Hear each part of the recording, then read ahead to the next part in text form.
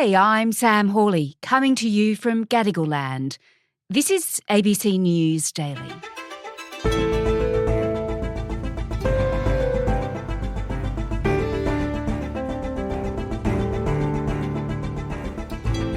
Since Russia began its war 18 months ago, Ukraine has relied on tens of billions of dollars in military aid from the United States to give it a fighting chance. So what happens if that dries up? Well, it's a live issue because of the chaos unfolding in US politics right now.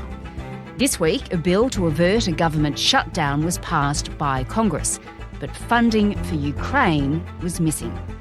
Today, Michael Kimmage, a former State Department advisor during the Obama years and professor of history at the Catholic University of America, on what it means for the future of the war.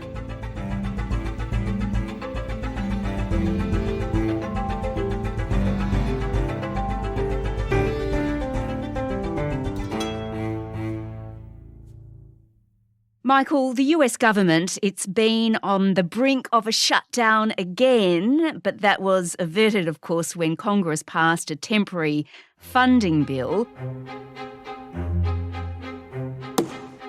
On this vote, the yeas are 88, the nays are 9. Under the previous order requiring 60 votes for the passage of this bill, the bill is passed. Wow, US politics. It's fascinating to watch from afar. Right, it doesn't disappoint as far as drama is concerned. So the shutdown was averted, but as fallout from that, the Speaker of the House, Kevin McCarthy, lost his position, directly connected to the compromises he attempted to make. He lost the support of the hard-right faction of the Republican Party this week after he made a last-ditch deal with Democrats to avert a partial government shutdown. So the House of Representatives is without a speaker, and it's sort of unclear who will be the next speaker. And in the course of this, funding for Ukraine was dropped by Congress, which is not the end of the story, but perhaps the beginning of a new story, which is very important to try to disentangle. Yeah, of course. So this temporary funding bill was put in place, but missing from that bill was funding for Ukraine. Just explain further how that came about. Yeah, it's an odd situation because the vast majority of members of Congress, vast majority of Republicans, and I would imagine all Democrats, favor continued funding for Ukraine, but a small group has been able to, in effect, hijack the House of Representatives and to make this a precondition of going forward, and sort of a quirk, in a way, of parliamentary procedure in the US, but it's a pretty consequential quirk. So who is this small group? Well, I think they range from about, sort of 10 to 20 people, and they're precisely the Republicans who brought down Speaker Kevin McCarthy. I suppose they could be described as the kind of robustly Trump wing of the Republican Party, populist, far right. There's not a perfect description of who they are, but they have been very outspoken in what they feel is government overreach and excessive spending. And if you connect this with the debates that have been going on in the Republican primaries, you get arguments from people like Vivek Ramaswamy, who's running for president, that the money that's been spent on Ukraine would have been better spent on the southern border. I refuse to use our own military resources to defend against an invasion across somebody else's border when we should be using our own military to defend against the invasion across our own southern border in this country, the United States of America. So a kind of emphasis of domestic political issues or regional political issues in the Western Hemisphere above support for Ukraine. You can say it's a small group, and that's true, but these opinions also resonate pretty widely throughout the Republican electorate. Well, the President, Joe Biden, he's been ensuring allies like Australia the funding will flow again, that America is committed to ensuring Ukraine wins this war and the funding will be maintained. And I want to assure our American allies and the American people and the people of Ukraine that you can count on our support. We will not walk away. The vast majority of both parties, I'll say it again, Democrats and Republicans, Senate and House, support helping Ukraine and the brutal aggression that's being thrust upon them by Russia. But, Michael, how can we be so sure? Well, I don't think you can be sure of anything in a tumultuous political culture like the one that the U.S. has, and it's an electoral season. And of course, we have former President Trump waiting in the wings, who has very different views on Ukraine from President Biden. But I think that President Biden's words are trustworthy up until November 2024. So although Congress is very important for funding, it's not the only source of support. The White House does have its own resources. And of course, the Pentagon has its own resources as well, some of which can be mustered if Congress is falling back. And it's not impossible that Congress could change course on this. That, too, is a pretty fluid situation. So at the same time that we need to acknowledge how significant this group is in Congress and what they may, in their terms, achieve by obstructing support for Ukraine, they're not all powerful, and they're only one piece of a very large government. So I think Biden's words are credible. Yeah, okay. And as you mentioned, there will be an election next year. Donald Trump, of course, you've mentioned him. He's vying for the presidency. And we know, don't we, that he's something of a fan of the Russian president, Vladimir Putin, or he certainly has been in the past. Russia, they treated me so great. Putin even sent me a present, beautiful present with a beautiful note. I spoke to all of his people. Well, this is truly one of the most complicated subjects to try to figure out. There is a long record of statements, of approving and admiring statements from Trump about Vladimir Putin, and they continue in the last 20 months, which is to say the last 20 months of the ongoing war. And I spoke indirectly and directly with President Putin, who could not have been nicer. It would be really nice if we got along with Russia. Wouldn't it be nice if we actually got along, as an example, with Russia? So Putin is now saying it's independent, a large section of Ukraine. I said, how smart is that? And he's going to go in and be a peacekeeper. That's the strongest peace force. We could use that on our southern border. That's the strongest peace force I've ever seen. There were more army tanks than I've ever seen. They're going to keep peace all right. It's important, though, to emphasize that when Trump was president, it's not as if Russia scored many victories. So no deal was struck over Crimea. The U.S. didn't pull out of the sanctions regime that the Obama administration had created for Russia. And in fact, it's one of the most interesting data points of the Trump presidency, I would say.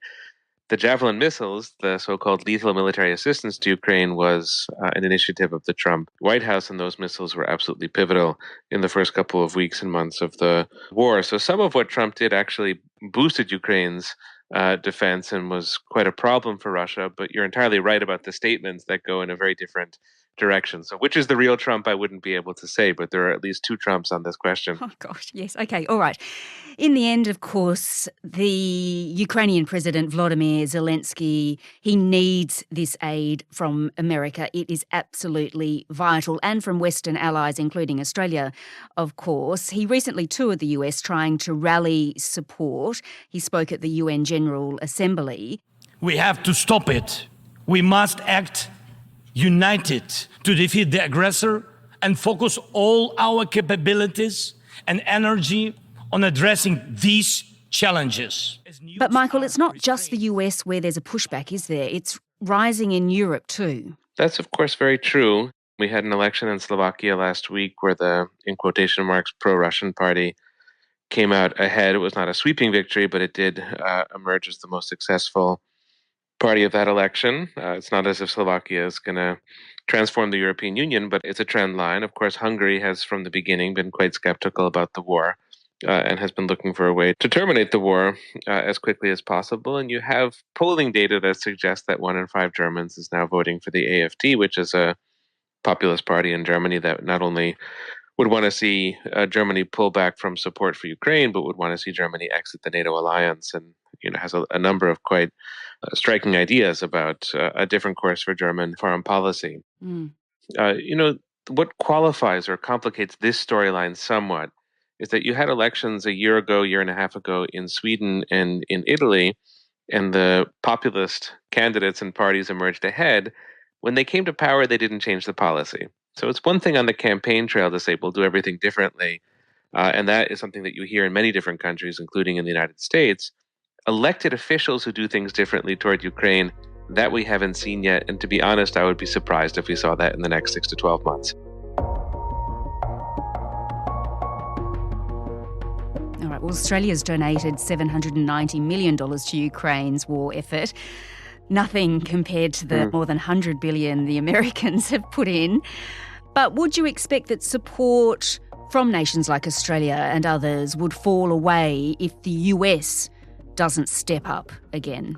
I don't think that it would fall away from Australia. Of course, Australia is far from the conflict, but there are many reasons why I think the war registers in Australia as a vital interest. And I don't think that Australia would need U.S. leadership or U.S. support to go in the direction that they're going. I think that what would happen were the U.S. to pull back is that the Germanys of this world, not to mention the kind of the Hungarys and the Italys, would be much more self-confident and comfortable about being skeptical and detached, and might start pressuring the Ukrainians for a negotiated settlement, and would sort of point to the U.S. as an example or as encouragement for that line of argument. But the fragmentation would be a real problem, and it would make the coalition behind Ukraine a lot less effective.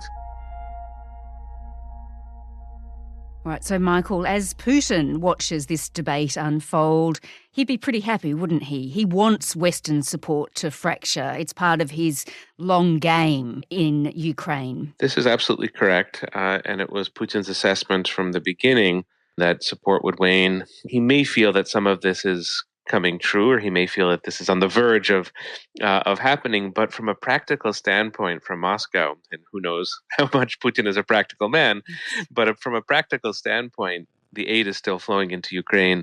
There have been some very substantial strikes on the part of Ukraine in and around Crimea. Russia just had to withdraw large portions of its fleet from Crimea back to Novorossiysk in Russia, and it's still very, very tough going for the Russian military. So yes, I'm sure he's rubbing his hands in anticipation of something, but the war goes on, and it goes on in quite a punishing way for Russia. But Michael, what's next? America is by far, of course, the biggest source of weapons for Ukraine.